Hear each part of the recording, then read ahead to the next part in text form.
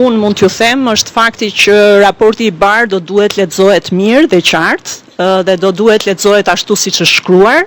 Është mirë që të mos marrim dhe të bëjmë interpretime të gabuara të atyre që shkruhen në raportet e Komisionit Evropian, sepse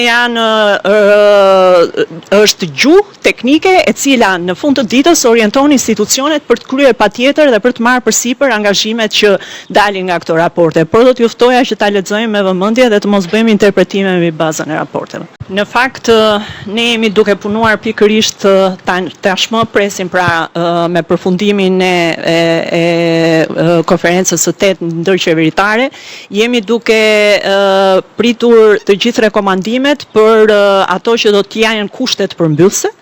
Dhe sigurisht që ambicia dhe aspirata jonë është që brenda këtij viti ne të kemi filluar me 10 kapituj diskutimet dhe negociatat për përmbylljen pra e 10 kapitujve. Sigurisht që kemi gati një sër kapitujsh të cilët janë duke u rakorduar.